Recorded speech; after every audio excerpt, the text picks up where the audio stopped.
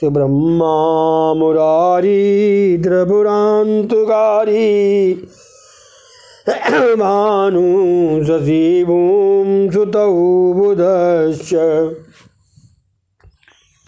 गुरु च शुक्रासन राहु केतुवा सर्वे ग्रहा शांति करा भवन्तु सर्वे ग्रहा शांति करा भवन्तु। सकल सुमंगलदायक रघुनायक गुणगान सादर सुनैते तरई भव सिंधु बिना जल जान। कल की कथा में राहु को ज्ञान चक्र से नष्ट कर दो ऐसा कहा गया है और राहु को मोहिनी ने अमृत दिया। राहु ने अमृत पीना शुरू ही किया था कि भगवान ने सुदर्शन चक्र चलाकर उसका सिर उड़ा दिया। अर्थात सुदर्शन चक्र ज्ञान रूपी सुदर्शन चक्र से विषय राहु का नाश किया जाए, किंतु मात्र ज्ञान और बुद्धि से विषय राहु मरता नहीं। ज्ञान और बुद्धि का अधिक विश्वास मत करो। अकेले ज्ञान से कुछ भी नहीं हो सकता, क्योंकि राहु वैसे तो अमर है। जब तक कोई सच्चे संत की कृपा नहीं मिल पाती विषय राहु नहीं मरता है। मात्र ज्ञान से विषयों का नाश नहीं हो पाता। ईश्वर के अनुग्रह से ही मन निर्विषयी होता है। भगवान की कृपा के बिना मन निर्विषयी नहीं हो सकता। ज्ञान का आश्रय लेकर भी अत दीन बनोगे तो परमात्मा कृपा करके विषय राहु को मारेंगे। मात्र ज्ञान से ही निर्विषयता नहीं हो पाती। ईश्वर की कृपा से निर्विषयता आती है। रसवर्ज रसोपश्य परिदृष्ट्वा निवर्तते। परमात्मा की कृपा और साक्षात्कार से ही विषयाशक्ति और विषया निरागता में से मन निवृत्त हो पाता है। दैत्य भगवान से विमुख थे, अतः उन्हें अमृत नहीं मिला।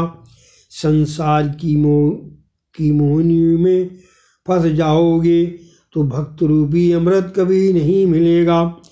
मोहिनी देवी ने सारा अमृत देवों को पिला दिया और घड़ा दैत्यों के सामने रख दिया। दैत्यों ने चिल्लाना शुरू कर दिया, कपट विष्णु, तुम साड़ी पहन कर आए, तुम्हें लाज भी नहीं आई। देव और दानवों के बीच भयानक युद्ध हुआ। दैत्य पराजित हो गए। जो मोहिनी के पीछे पागल बनकर दौड़ने लगता है वही दैत्य है। संसार की मोहिनी में फंसने वाला दैत्य है। दैत्यों के श्रम और तप सांसारिक सुख के हेतु ही होते हैं। रावण और हिरण्यकश्यप ने क्या कम तप किया था, किंतु उनका सारा तप भोग विलास के हेतु था, भगवान के हेतु नहीं। नारद जी ने कैलाश पर जाकर शिव जी से पूछा, क्या आपने नारायण के मोहिनी रूप का दर्शन किया? तो शिव जी मोहिनी स्वरूप का दर्शन करने के लिए सपरिवार वैकुंठ धाम में पधारे। नारायण ने शिव जी का स्वागत करते हुए आगमन का कारण पूछा। शिव जी ने बताया कि वे तो उनके दर्शनार्थ पधारे हैं। भगवान ने कहा कि मैं तो सामने ही उपस्थित हूँ।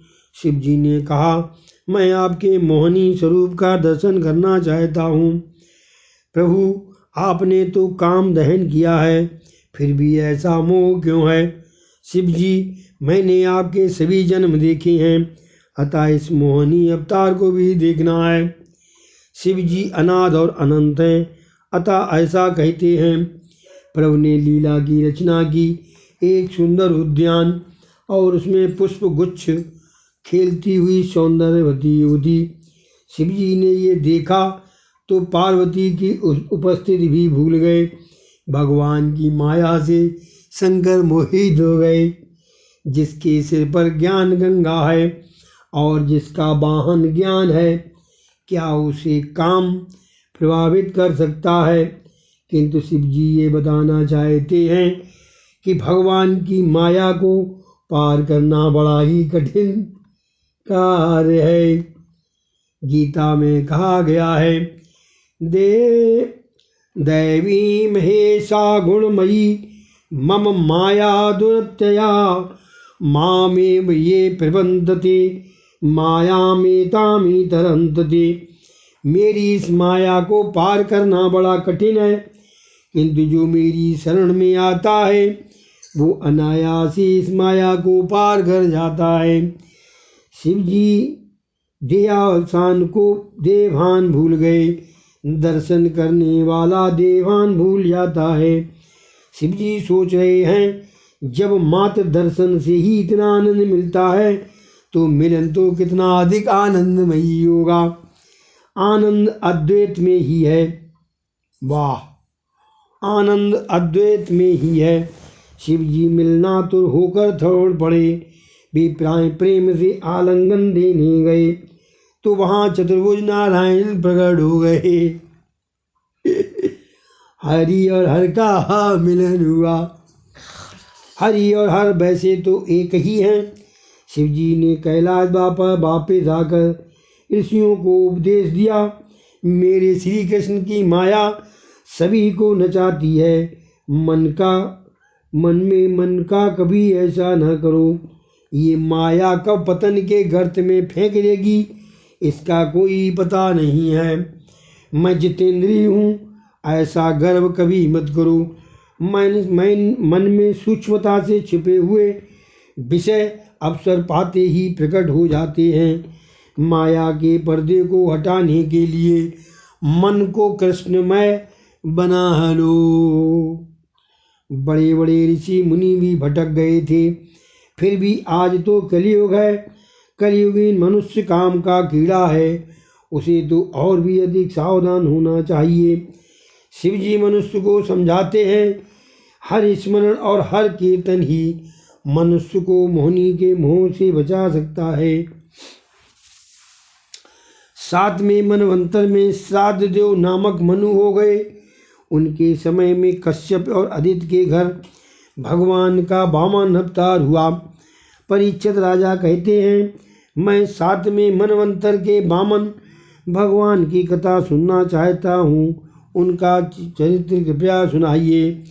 सुखदेव जी कहते हैं, राजन, देवों के हुए संग्राम में पराजित होने पर दैत्यों ने शुक्राचार्य का आश्रय लिया। शुक्राचार्य की कृपा से दैत्यों का बल बढ़ने लगा। इंद्र द्वारा पराजित बलि राजा संतों की सेवा करके फिर से बलवान होने लगा। शुक्राचार्य ने उसे विश्वजित यज्ञ करने को कहा। विश्वजित यज्ञ किया गया तो उस यज्ञ से उन्हें सर्वजित रथि प्राप्त हुआ। शुक्र की सेवा करने वाला बलि बनता है। शुक्र शक्ति तत्व से ये शरीर बना है। ब्रह्मचर्य की सेवा करने से बलि बनोगे। शुक्राचार्य अर्थात संयम, ब्रह्मचर्य की सेवा करने से संयम से दैत्य बलि बना। सभी विषयों का यज्ञ में होम किया गया। संयम रूपी यज्ञ में सर्व विषयों का होम करके बलि जितेंद्रिय बनो। बलवान बने हुए बलि को शुक्राचार्य ने अपना ब्रह्म तेज दिया। बलि राजा ने देवों का पराभव किया। स्वर्ग का राज्य दैत्यों ने हस्तगत किया। बलि राजा को इंद्रासन पर बिठाया गया। शुक्राचार्य ने सोचा कि बलि यदि 100 अश्वमेघ यज्ञ करे तो स्वर्ग का राज उसे हमेशा के लिए मिल जाए। यज्ञ करने के लिए बलि राजा भृगुकच्छ आए। भरोच न अश्वमेघ यज्ञ किया गया। बलि राजा ने स्वर्ग जीत लिया तो देवगण घबराकर भागते हुए अपने गुरु बृहस्पति के पास पहुँचे। बृहस्पति ने कहा, बलि जब भृगुवंशी ब्राह्मणों का अपमान करेगा बलि जब भृगुवंशी ब्राह्मणों का अपमान करेगा तब वो नष्ट हो जाएगा। इधर देवों की माता अदिति दुख संतप्त हो गई। कश्यप ऋषि के कारण पूछने पर उसने सारी बात बताई। अदिति ने कश्यप को अत्यधिक सेवा करके वर मांगा कि मेरे पुत्रों को स्वर्ग का राज्य वापस मिले। कश्यप ने कहा, दैत्य ब्रह्मचर्य का पालन करते हैं, धर्म का कवच पहनते हैं, नीत ही जिनका सिर छत्र है उन्हें कौन मार सकता है। जीव का पाप ही उसे मारता है, भगवान नहीं। दैत्य अब तो पवित्र जीवन जी रहे हैं, अतः उन्हें भगवान भी नहीं मार सकते। अतः भगवान शक्ति से नहीं, युक्ति से देवों को सुखी करने का यत्न करेंगे। इसी कारण से वामन चरित्र में युद्ध की कथा नहीं है। भगवान ने भी बल को नहीं मारा। कश्यप ने कहा, देवी तुम पयोव्रत करो, फाल्गुन मास में ये व्रत करना है। विधिपूर्वक व्रत करने से स्वयं भगवान तुम्हारे घर पुत्र रूप से आएंगे। पति पत्नी साथ साथ ईश्वर की आराधना करें तो प्रभु शीघ्र प्रसन्न होते हैं। सभी आश्रमों में गृहस्थाश्रम श्रेष्ठ है।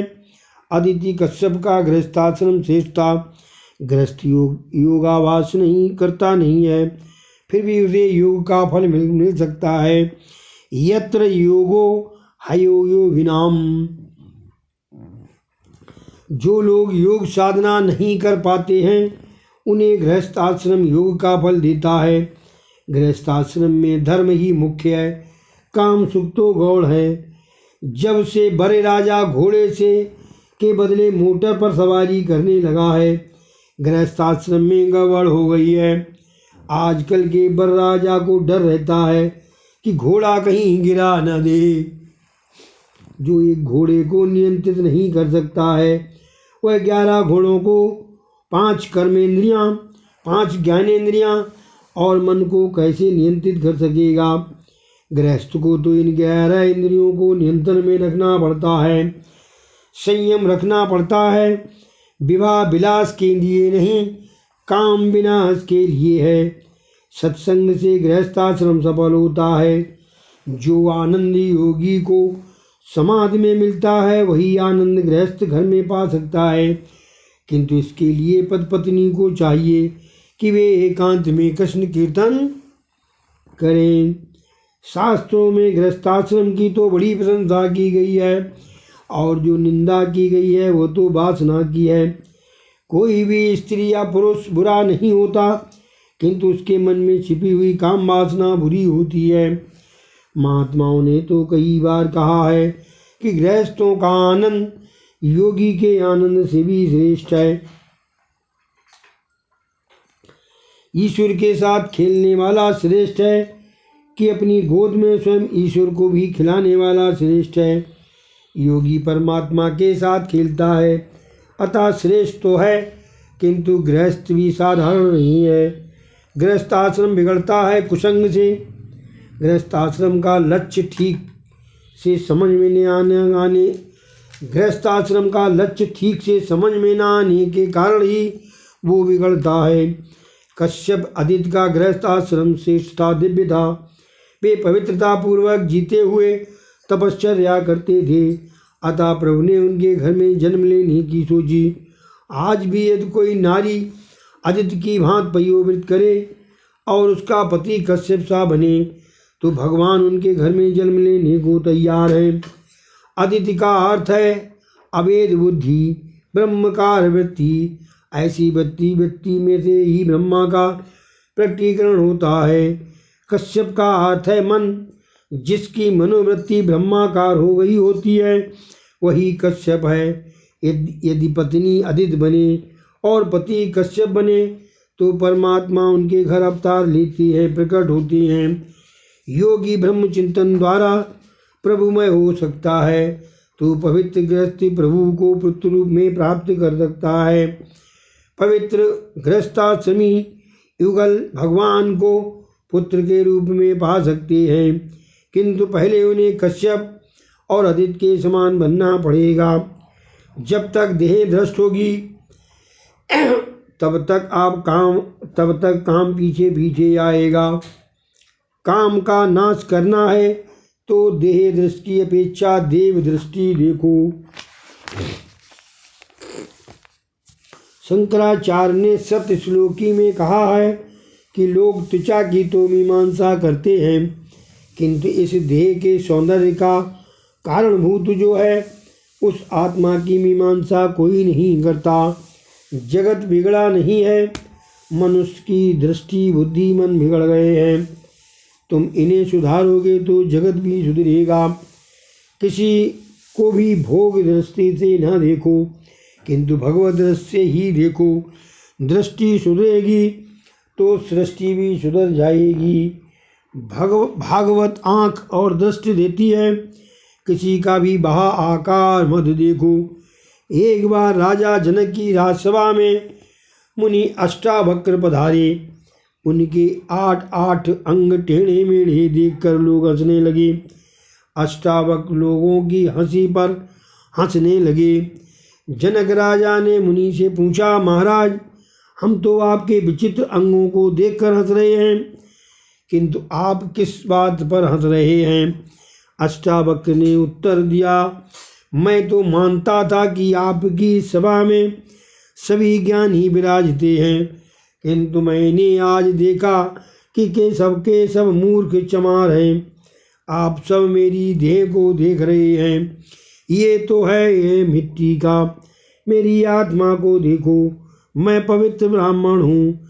तुम सब मेरी आकृति को देखकर हंस रहे हो, किंतु मनुष्य की कृति को देखना है कि आकृति को नहीं। समझ रहे हो? मनुष्य की कृति को देखना है, आकृति को नहीं। आकृति तो पूर्व जन्म के प्रारब्ध से प्राप्त होती है। मेरी कृति को तो देखो। परमात्मा कृति को देखते हैं और मनुष्य आकृति को। ज्ञानी पुरुष अनेकों में एक को देखते हैं। द्वितीय ही भेद बुद्धि है और अद्वितीय अभेद बुद्धि ब्रह्माकार वृत्ति है।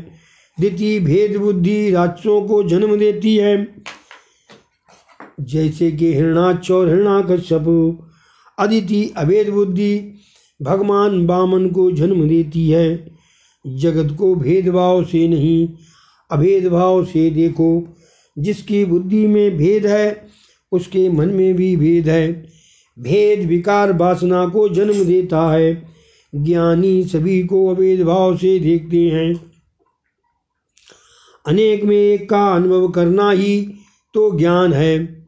मूल्य आकार की अपेक्षा मूलभूत वस्तु का अधिक है। मूल्य स्वर्ण का है, आभूषण विशेष के आकार का नहीं। एक महात्मा के पास स्वर्ण में से बनाए हुए एक गणपति थे और सोने का ही एक चूहा भी था।